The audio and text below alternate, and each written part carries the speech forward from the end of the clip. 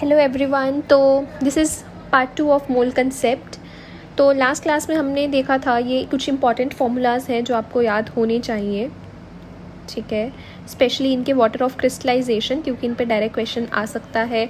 Atoms पे आ सकता है कि कौन कौन से मेटल्स इसको बना रहे हैं, मेटल कौन सा है इसका, ठीक है। तो ये आपको याद होना चाहिए।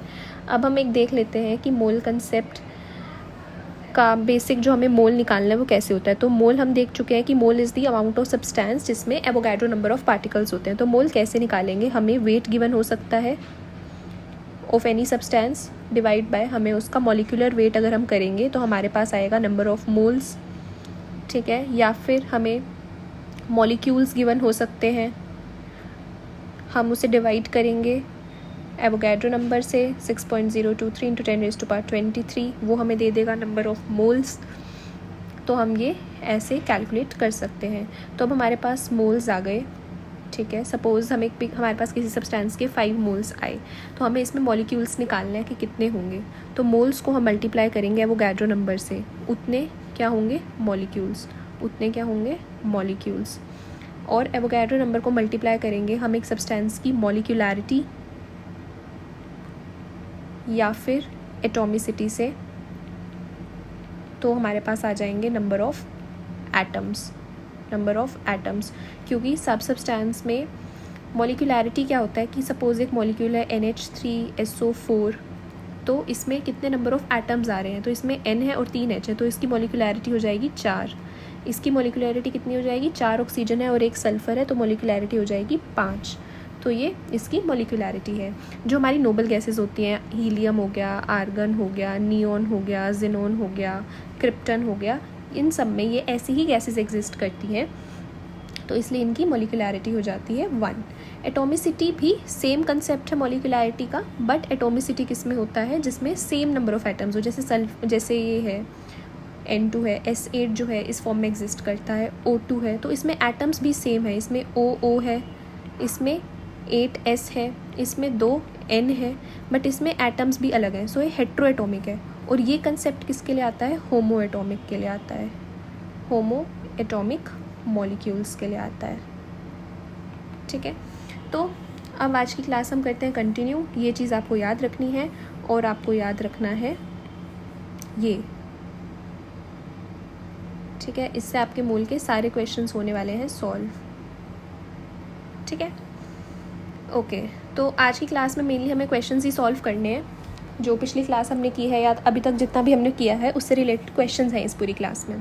तो हम देखते हैं पहला क्वेश्चन है कि 1 ग्राम ऑक्सीजन दे रखी है, 1 ग्राम ऑक्सीजन एटम दे रखा है और 1 ग्राम हमें ओजोन गैस दे रखी है। इसमें क्या सेम होगा, क्या डिफरेंट होगा, तो इसको हम कैसे सॉल्व करेंगे। सबसे पहले हमने देख लिया ऊपर कि मॉलिक्यूल्स हम कैसे निकाल सकते हैं और एटम्स हम कैसे निकाल सकते हैं।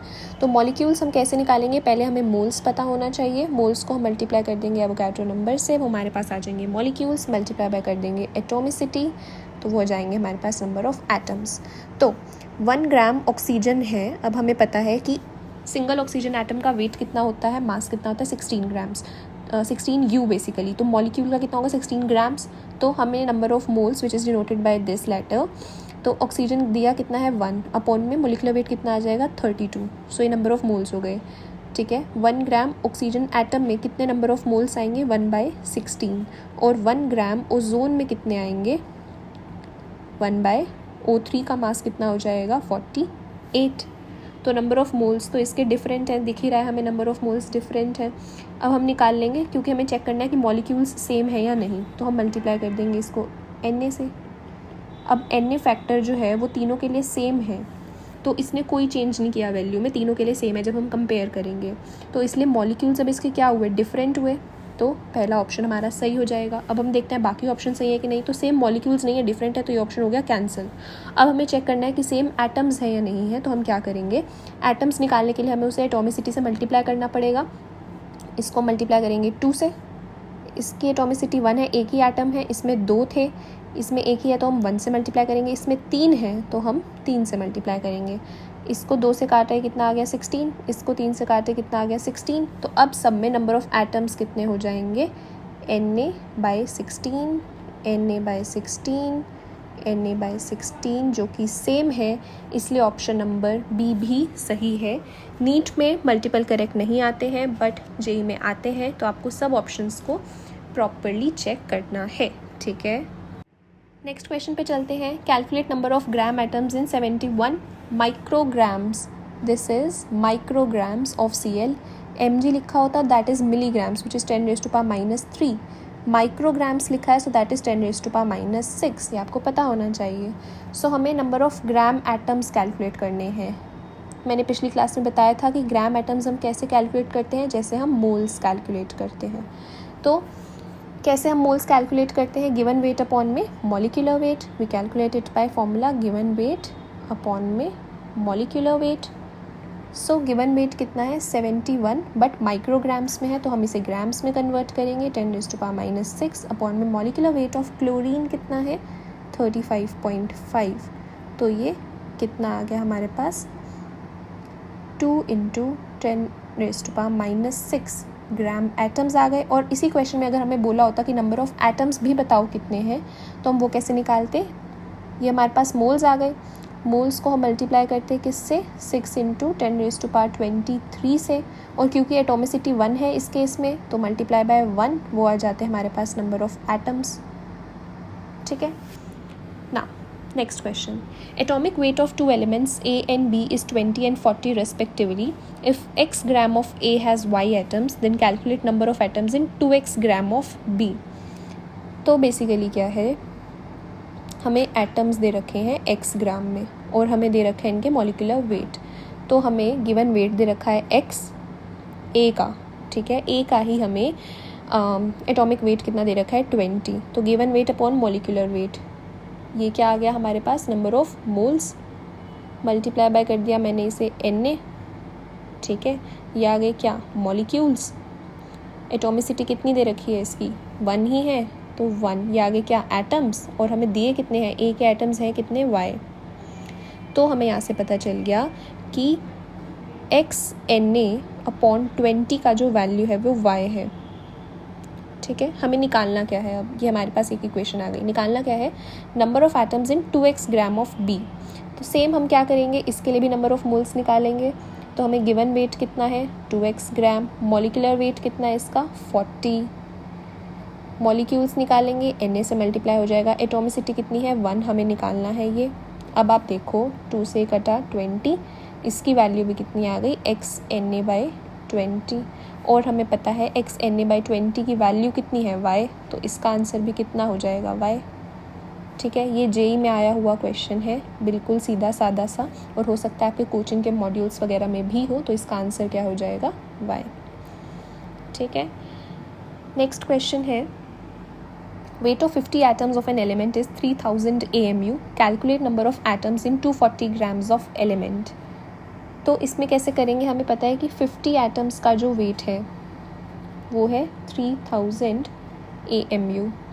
तो एक एटम का कितना होगा, यूनिटरी मेथड लगाएंगे अगेन हम,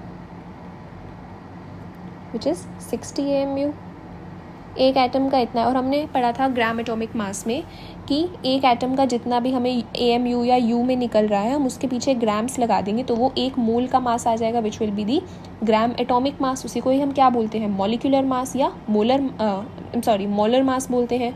तो एक एटम का अगर 60 U है तो एक मोल का कितना होगा 60 ग्राम्स होगा।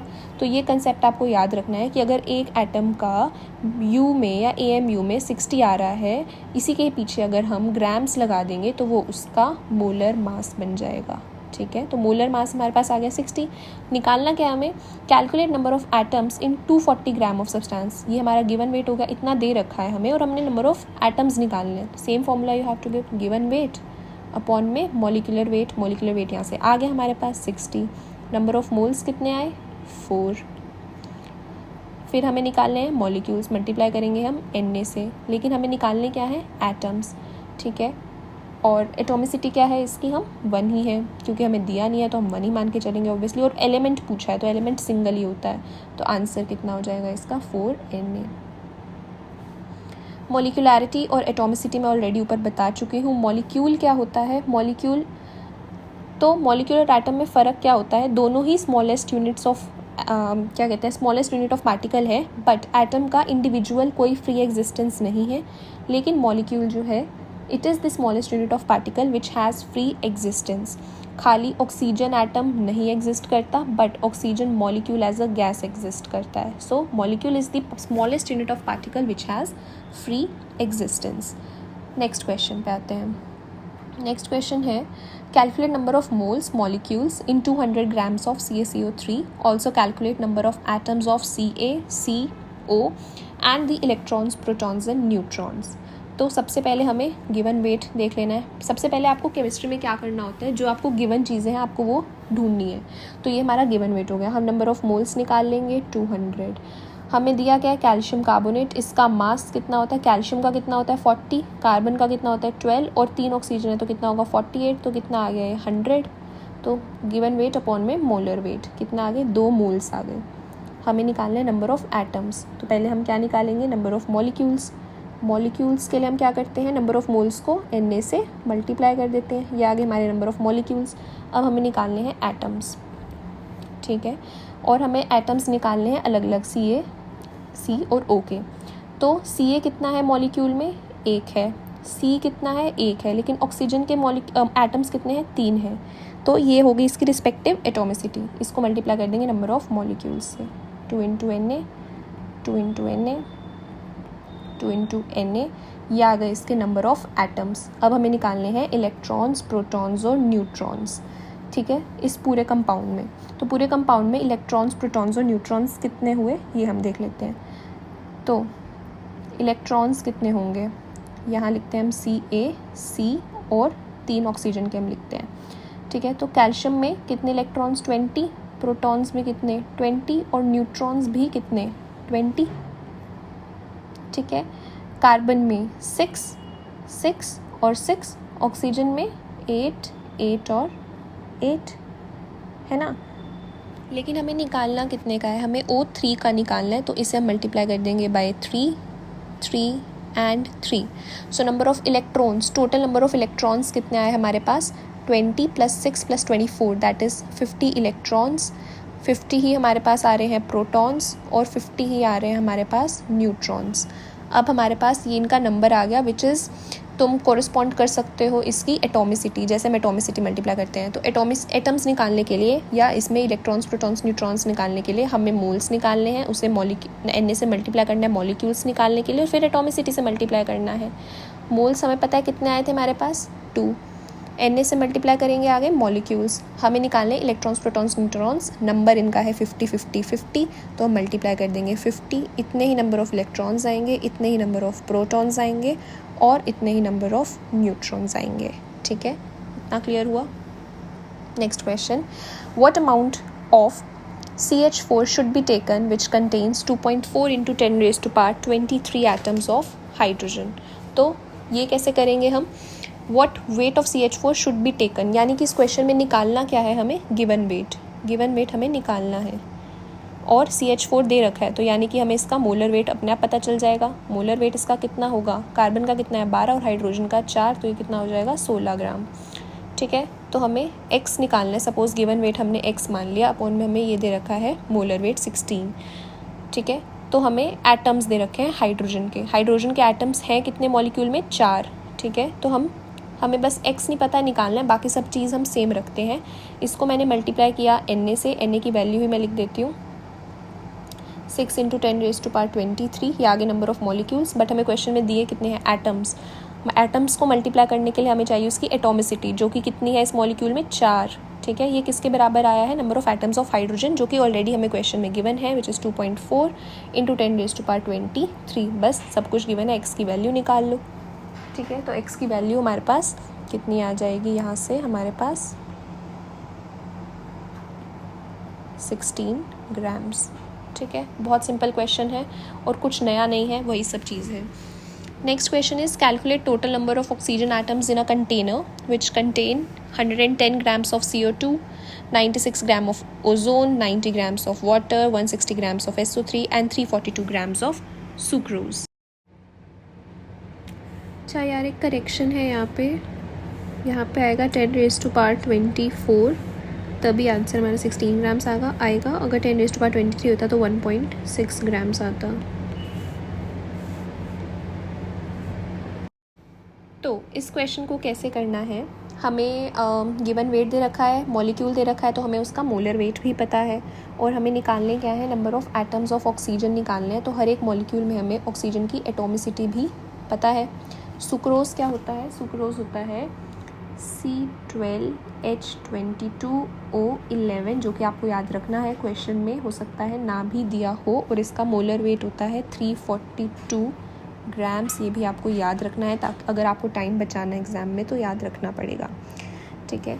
तो हम देखते हैं 110 ग्राम में गिवन वेट है, CO2 का मोलर वेट होता है 44 multiply by Na multiply by इसमें जितने ऑक्सीजन एटम्स हैं विच इज़ 2 प्लस 96 हमें ओजोन का गिवन है, मोलर वेट है 48 मल्टीप्लाई Na मल्टीप्लाई 3 होगी इसकी एटॉमिसिटी, ओजोन में इतने एटम्स हो गए, प्लस 90 अपॉन में 18 which is molar weight of this water multiply by 1, क्योंकि इसमें एक ही ऑक्सीजन एटम है। देन 160 अपॉन में SO3 का मोलर वेट कितना होता है 80 मल्टीप्लाई बाय इसमें ऑक्सीजन एटम्स कितने हैं 3 प्लस 342 ग्राम ऑफ सुक्रोज है तो 342 ही होता है, मल्टीप्लाई बाय Na, और इसमें ऑक्सीजन एटम्स कितने होते हैं 11, ठीक है।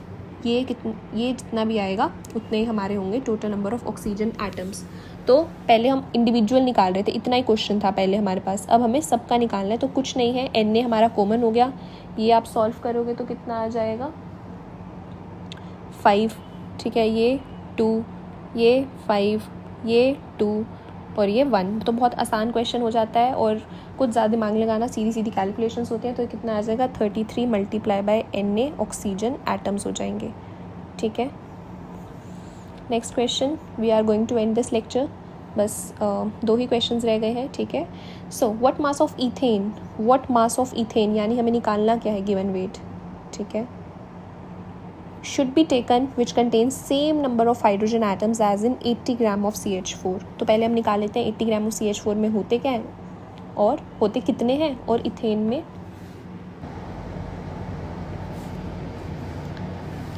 तो पहले हम निकाल लेंगे कि 80 ग्राम्स ऑफ CH4 में कितने नंबर ऑफ़ हाइड्रोजन एटम्स होते हैं और उसको इक्वेट कर देंगे जितने इथेन में होनी चाहिए, ठीक है।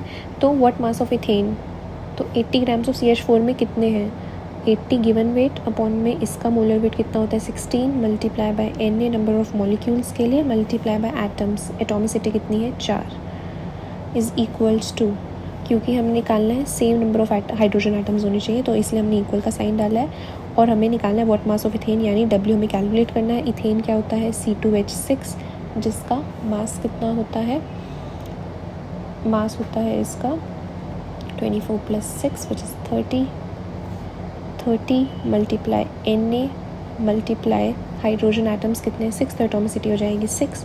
तो हम सिंपली यहाँ से हमारा W को कैलकुलेट कर सकते हैं। तो W कितना आ जाएगा हमारा 100 grams, that is the answer. The last question, from 22 grams of CO2 3 × 10⁻22 molecules of CO2 is removed, calculate mass and moles of remaining CO2। तो पहले हम देख लेंगे कि 22 grams of CO2 में molecules थे कितने, so 22 upon CO2 का मास कितना होता है 44 multiply 6 × 10⁻23 which would come out to be 3 × 10⁻23। निकाले कितने हैं 3 × 10⁻22, सो माइनस ऑफ 3 × 10⁻22 निकाल लिए हैं। अब जो बचेंगे वो क्या होंगे रिमेनिंग, ठीक है। तो इसे हम क्या लिख सकते हैं 30 × 10⁻22 minus 3 × 10⁻22, so this would be 27 multiply 10⁻22 molecules remaining है।